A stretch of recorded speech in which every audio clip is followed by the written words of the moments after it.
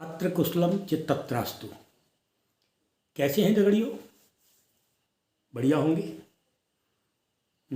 बागेश्वर में मध्यावधि चुनाव निपट गए हैं। जैसा अक्सर होता है, प्रायः होता है कि मध्यावधि चुनाव प्रायः मध्यावधि चुनाव में यदि सीट सत्ताधारी दल की ओर से खाली हुई हो तो उसको हराना बहुत कठिन होता है और जीत ही जाती है। और ये मध्यावधि चुनाव में हराना जीतना नहीं होता है, शक्ति परीक्षण होता है। वो चुनाव हो चुके हैं। इन चुनावों का जो रिजल्ट है, पहले दिन से हम लोग कह रहे थे कि अगर भारतीय जनता पार्टी अपने 32,000 वोट को बचाने में कामयाब हो जाती है, या जो अभी गठबंधन जैसा बना है एक छोटा सा बहुजन समाज पार्टी का और कांग्रेस का बसंत के नाम से, वो अपने 16,000 प्लस 20,000 यानी 36,000 वोटों को बचाने में कामयाब हो जाती है तो चुनाव हार जीत में होगा। और यदि कोई भी दल अपने वोटों को बचाने में कामयाब नहीं हुआ तो चुनाव हार जाएगा। ये बातें हम पूर्व में अलग अलग तरीक़ों से इशारा करते रहे हैं। जो रिजल्ट में सबसे पहले तो मैं आप सबकी ओर से, अपने दर्शकों की ओर से और खबरची की ओर से जीते हुए प्रत्याशी पार्वती जी को खूब सारी ढेरों शुभकामनाएं दूंगा और उम्मीद करूंगा कि विधानसभा में जाकर वो महिलाओं के पक्ष में एक जुबान के रूप में सामने आएंगी। जो इधर 15-20 सालों से एक चुप्पी विधानसभा में बागेश्वर जनपद की ओर से रही है, कपकोट की ओर से भी, बागेश्वर की ओर से भी, तो वो चुप्पी टूटेगी और जो संवाद, जो प्रस्ताव उनकी ओर से विधानसभा में जाएंगे वो बागेश्वर की खुशहाली में 4 चांद लगाएंगे। यही उम्मीद हम हमेशा जीते हुए प्रत्याशी से करते हैं और श्रीमती दास, पार्वती दास जी से भी हमारी ये उम्मीद है। आप सबकी भी शायद यही उम्मीद होगी। मित्रों, बहुत सी बातें चुनाव के दौरान कही जाती हैं, हम पत्थर तोड़ेंगे, हम कंकर फोड़ेंगे, हम विकास की नदियाँ बहा देंगे। उन सबको भूल जाइए, क्योंकि हम राज्य बनने के बाद से लगातार इस तरह की बातें सुनते आए हैं। और जो 60,000 करोड़ का बजट है उसके चारों ओर ही हमारी सरकारें घूमती रहती हैं।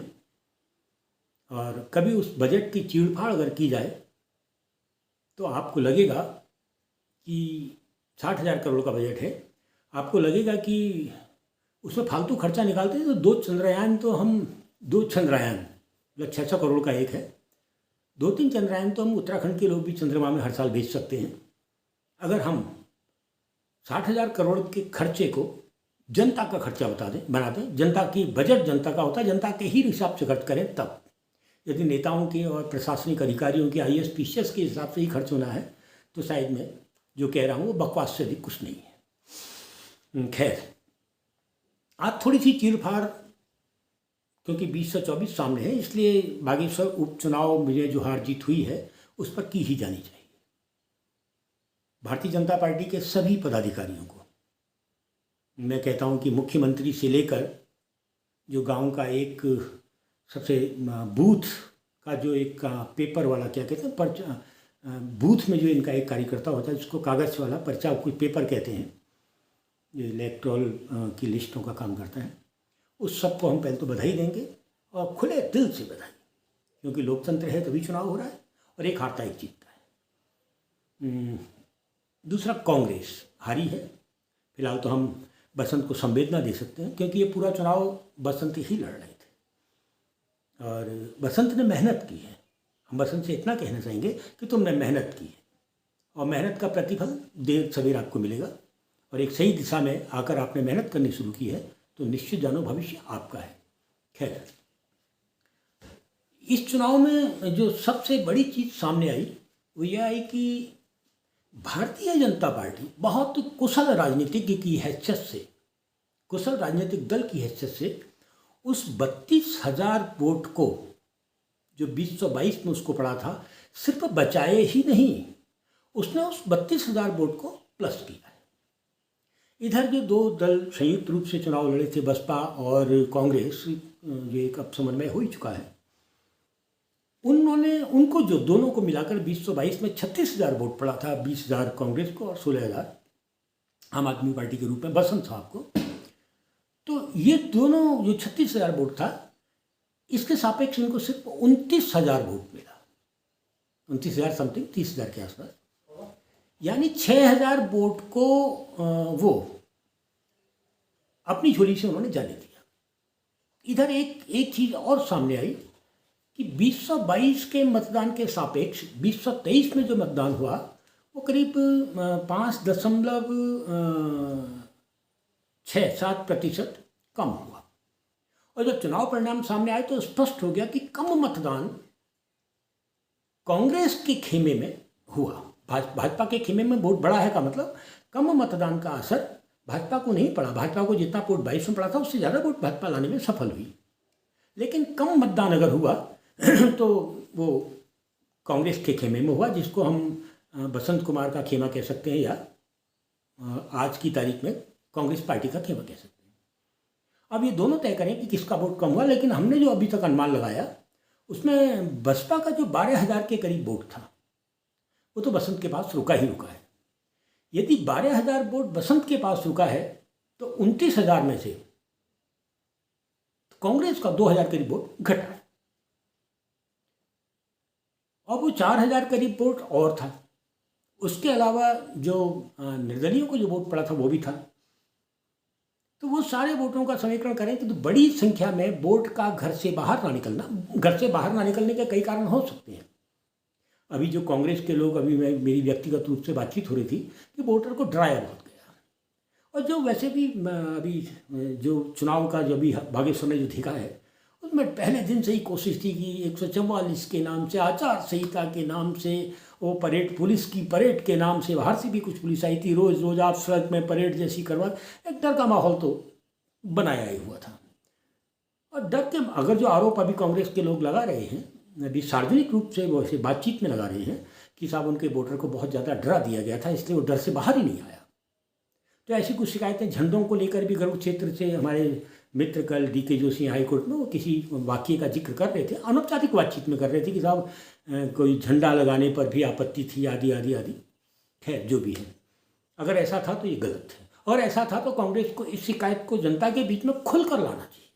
अगर ऐसा था तो वैसे हम भी खोज करेंगे कि ऐसा कुछ है। अगर लोकतंत्र में धमकी देकर वोट को घर में रोकने की कोशिश हो रही है, डरा धमका कर राजनीतिक दल को लाभ पहुंचाने की कोशिश हो रही है, तो हम लोग भी चुप नहीं रहेंगे और आएंगे जनता के बीच में, और जनता के बीच में संवाद करेंगे। और करना चाहिए, हर लोकतंत्र को चाहने वाले को करना चाहिए। खैर, हार जीत की बजाय वोट प्रतिशत घटना है, और वोट प्रतिशत बसंत के खिलाफ घटना है और कांग्रेस के खिलाफ घटना है, भाजपा के पक्ष में बढ़ना है। तो कुशल राजनीतिक पार्टी होने के नाते भाजपा कुशलता से अपने चुनाव को आगे ले गई और जीत कर ले गई। लेकिन यहाँ एक छोटा सा सवाल इस जीत को लेकर, कल मेरी कुछ बड़े बीजेपी में बड़े नेता रहे हैं, और यहाँ संगठन, आज जो बीजेपी का संगठन बागेश्वर में है, उसके लिए नींव का पत्थर अगर मैं किसी को मानता हूँ तो वो बलवंत सिंह भौर्याल का दौड़ रहा है। तो बलवंत सिंह भौर्याल क्योंकि वो बचपन के साथी भी हमारे, हम लोगों ने एक ही साथ नौकरी पर, जब तक वो राजनीति में नहीं थे और दुकानदार थे, हम लोग राजनीतिक सामाजिक रूप से बहुत से काम हम लोग संयुक्त रूप से करते थे, आज भी कहीं ना कहीं। खैर, तो बलवंत सिंह भौर्याल चिंतित दिख रहे थे। मैंने कहा बधाई, आप तो जीते हैं, लेकिन चेहरे पर चिंता के निशान। उन्होंने कहा नहीं, हमें 15,000 वोट से जीतना चाहिए था। उनका वो तो पहले दिन से आप कहते कि हम बहुत बड़ी जीत लेंगे, और आपका तो दावा था कि हम चंपावत की तरह बड़ी जीत लेंगे। तो खैर, उन्होंने कहा नहीं, हमें करीब 10,000 वोट कम पड़ा है। निश्चित रूप से जब आपको 32,000 वोट पड़ा था तो आप 12,000 वोट से जीते थे।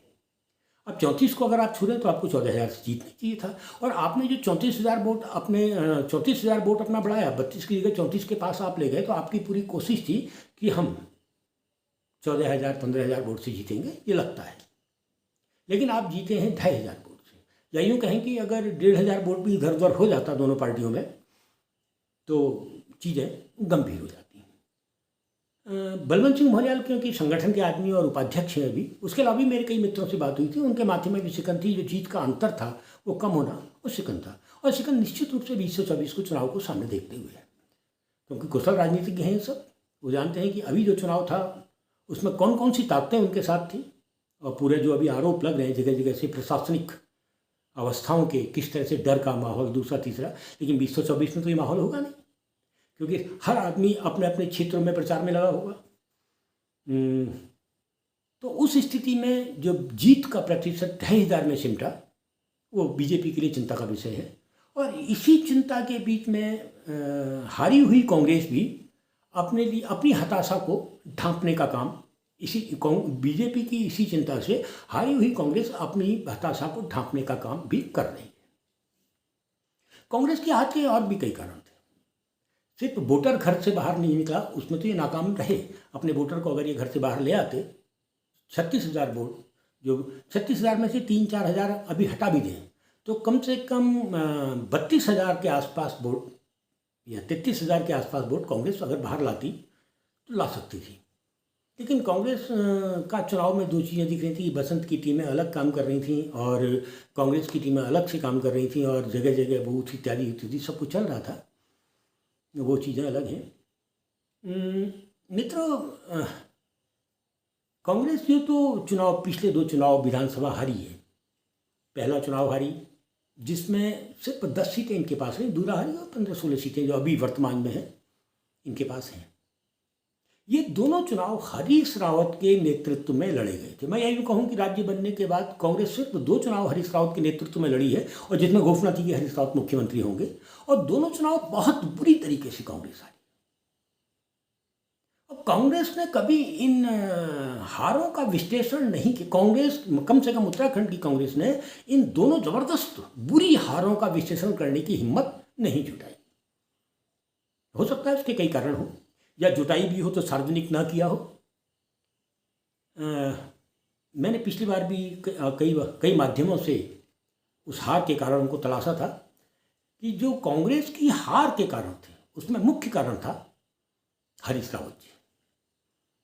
पूरा उत्तराखंड हतप्रत था तब 2013 में जब केदारनाथ की आपदा आई, तो पूरा का पूरा उत्तराखंड का पढ़ा लिखा समाज जो था, जो जागरूक समाज था, वो भारतीय जनता पार्टी के अंदर भी, कांग्रेस के अंदर भी, समाजवादी पार्टी, सारे राजनीतिक दलों के अंदर इस बात को लेकर हतप्रत था कि जिस समय पर मुख्यमंत्री को ताकत मिलनी चाहिए थी दिल्ली से, मुख्यमंत्री को ताकत मिलनी चाहिए थी संगठन की ओर से, ठीक उसी समय पर इन्होंने अपने मुख्यमंत्री बहुगुणा जी के खिलाफ एक माहौल खड़ा किया कि साहब इनको हटाइए। लोग पूछ रहे थे कि आपदा लाने में बहुगुणा जी का रोल क्या है। नहीं जी ये दिल्ली में रहते, नहीं जी ये सोते हैं। और जहाँ तक पहाड़ देख रहा था कि आपदा आने के बाद बहुगुणा जी जितनी मेहनत ईमानदारी से कर सकते थे, जनता के बीच जाना, उनको साढ़स बनाना आदि आदि, और सीमित बजट के सहारे जो वो कर सकते थे वो कर रहे थे। वो कहीं केंद्र से जब बजट मिलती तब मिलता, सरकार केंद्र में इनकी थी। और फिर एक दिन सुनने में आया कि इनके वरिष्ठ नेता जो दिल्ली में बैठते हैं, दिल्ली में जो सरकार चला रहे थे, उन्होंने अपना मुख्यमंत्री बदलने का मन बना लिया है और हरीश रावत को मुख्यमंत्री बनाया गया, बहुगुणा जी को हटा दिया। वो दिन था जब पूरे उत्तराखंड ने इस फैसले का पर चिंता व्यक्त की थी। वो चिंता आज तक झलक रही है कि जिस चुनाव का नेतृत्व रावत जी करेंगे वो चुनाव ये लोग बुरी तरह से हार जाते। मैं 2 छोटी घटनाएं और कर दूं। विधानसभा की तैयारी चल रही थी कपकोट में, यादव साहब इनके प्रभारी चले थे सुबह पिथौरागढ़ से, और शाम को इनको कपकोट आके कार्यकर्ताओं से मिलना था। फिर अचानक मालूम पड़ा कि नहीं हरीश रावत जी आ रहे हैं, क्योंकि विधानसभा अगर यादव साहब आ रहे थे तो कुछ तो भीड़ यहाँ रही होगी, रावत जी आ रहे हैं। और रावत जी जब 2-2:30 बजे करीब कपकोट पहुँचे, क्योंकि अगर सुबह 7-8 बजे करीब अगर इनके उत्तराखंड प्रभारी पिथौरागढ़ से कार्यकर्ताओं से मिलते हुए चलेंगे भी तो 5-6 बजे से पहले तक तो कपकोट पहुँच नहीं सकते थे, क्योंकि कार से चलना, जगह जगह कार्यकर्ताओं को संबोधित करना, चुनाव का दौर। तो बीच में दिन का समय 1-2-2:30 बजे करीब हरीश रावत जी पहुँच गए। मंच सजा हुआ था, यशपाल आर्या जी भी साथ में थे, और उन्होंने लंबी चौड़ी बात की। जैसा भाषण करते हैं वो बानरबाड़ी की बात करते हैं, मडुए की बात करते हैं, गाहत की बात करते हैं। जनता भले ही नहीं सुनती लेकिन वो करते हैं और अपनी तारीफ करते हैं। लेकिन इधर जो उनकी एक पुरानी आदत है, वो वसीयत भी करते हैं। उनको लगता है कि कांग्रेस में हूँ, आई एम कांग्रेस, वो वसीयत भी करते हैं। पिछले चुनाव में हम देख रहे थे कि वो 2 लोग अभी संभालेंगे कपकोट में, एक कपकोट का नाम लिया और अपने चहेते का नाम लिया, उनको आगे किया। दूसरे नंबर पर जब नाम लेने की बात आई तो लोग सोचते थे शायद ये दूसरा जो व्यक्ति प्रयास कर रहा है कांग्रेस का, मैं नाम नहीं ले रहा हूँ, आप सब समझदार हैं, वो आगे आएगा। लेकिन उसकी जगह उन्होंने यशपाल आर्या का नाम लिया। तो जो दूसरा व्यक्ति मंच पर खड़ा था उसके नाम का नारा लगा बाकायदा मंच से नीचे। तो रावत जी बड़े निष्ठुर होकर कहते हैं, अच्छा आप मेरी जय जयकार के नारे लगा रहे हैं। खैर छोड़ देते हैं इस बात को, पुरानी बात हो गई। इन चुनाव में, परसों में चुनाव में देख रहा था, हमारा नेताजी भाषण दे रहे थे, रावत जी भाषण दे रहे थे। पहले तो क्योंकि रावत जी की वजह से लोग बहुत दुष्ट हैं और 2 बार चुनाव हारे हैं जिनका नेतृत्व किया था, अच्छा होता कि वो जहाँ, और जब तक रावत जी यहाँ नहीं पहुँचे थे माहौल कुछ और था। खैर रावत जी आए और यहाँ भी वो वसीयत करने लगे। उनके भाषण को मैं सुन रहा था कहीं कि साहब अब बसंत देखेंगे, और फिर दूसरा व्यक्ति का नाम भी लिया गया, वही कपकोट में जिसका नाम लेने से रुके वो नाम भी लिया गया। तब लोगों ने कहा फिर आप वसीयत करने यहाँ आ गए। कांग्रेस एक संगठन है, कांग्रेस की संगठन का वसीयत तो ना करें। और जब आप इस तरह की वसीयत करते हैं तो पार्टी के अंदर एक बेचैनी तो होती है। कपकोट में जब आप वसीयत जैसा कर रहे थे, अब ये देखेंगे, तो एक बड़ी बेचैनी थी। और एक नेता के पक्ष में नारा मंच के सामने से लगना स्पष्ट हो गया था कि आप तल्ला मल्ला बिस्ला कानपुर में एक संदेश ऐसा दिया है जहां आप कांग्रेस की नैया पार निकालना कठिन होगा। और आप देखेंगे कि विधानसभा चुनाव 2022 में तल्ला मल्ला बिस्ला कानपुर से ही कांग्रेस हारती है, क्योंकि आप वहां जाकर एक वसीयत जैसा बयान दे आए थे। इधर भी आपने वही वसीयत जैसा बयान देने की कोशिश की। और दूसरा, जिस समय पर रावत जी प्रचार अभियान के लिए आए वो अंतिम काल था। अगर शुरुआती दौर में रावत जी आ जाते, उसके बाद भले ही नहीं आते तो चल जाता। क्योंकि जब रावत जी आते हैं तो उनके बनाए हुए जो लोग हैं, भाई रावत जी का एक बहुत बड़ा एम्पायर तो कांग्रेस के अंदर है ही है, तो उस एम्पायर को बनाने के लिए आपने कई जगह अपनी गोटियाँ फिट कर रखी हैं, कई लोग अपने बना रखे हैं, तो वो आके आपको घेरेंगे या उनके लोग आके घेरेंगे। तो ऐसे समय पर जब सबको गाँव में होना चाहिए था, उन गाँव में जो सड़कों से हटकर हैं, पैदल पगडंडियों के गाँव जो हैं, तो सब तो आपको घेरे हुए थे। आपकी जो क्रीमी लेयर थी जो गाँव में होनी चाहिए थी, और ऐसा ही कोई मौका बीजेपी वाले देख रहे थे। तो वो जो 2-3 दिन जो सब कार्यकर्ता आपको घेरे रहे, वो 2-3 दिन बीजेपी का क्रीमी लेयर गाँव में अपनी बिसात बिसाता रहा। वो क्या कर गया वो शायद आपकी बाद में बात बहुत देर हो चुकी थी। तो मुझे लगता है कि एक हार की वजह यह थी। मित्रों, हार जीत है। वैसे मैं फिर दोबारा कहूँ, मिड टर्म चुनाव में अगर सत्ताधारी दल की सीट खाली होती है तो वो प्रायः सत्ताधारी दल ही जीतता है। और निश्चित रूप से जो जीत का अंतर है वो कांग्रेस की हार को, दुख को थोड़ा सा भविष्य के लिए एक रोशनी की लकीर के रूप में तो सामने ला ही रहा है। उम्मीद है कि आने वाले समय में कांग्रेस चुनाव को, निश्चित रूप से छत्रप किसी भी पार्टी में बहुत महत्वपूर्ण होते हैं, लेकिन अगर छत्रप पार्टी के अंदर अपनी अंपायर खड़ी कर लेता है, अपनी एक सत्ता विकसित कर लेता है पार्टी के अंदर, तो वो किसी भी पार्टी के लिए फायदेमंद नहीं होता है। छत्रप होने चाहिए, सेवक होने चाहिए, लेकिन एम्पायरों के मालिक किसी भी पार्टी के लिए घातक होते हैं। शायद इस बात को धीरे धीरे कांग्रेस अब समझने लगी होगी। नहीं समझेगी तो निश्चित है कि सत्ता में बीजेपी बनी रहेगी। ठीक है मित्रों, फिर मिलते हैं।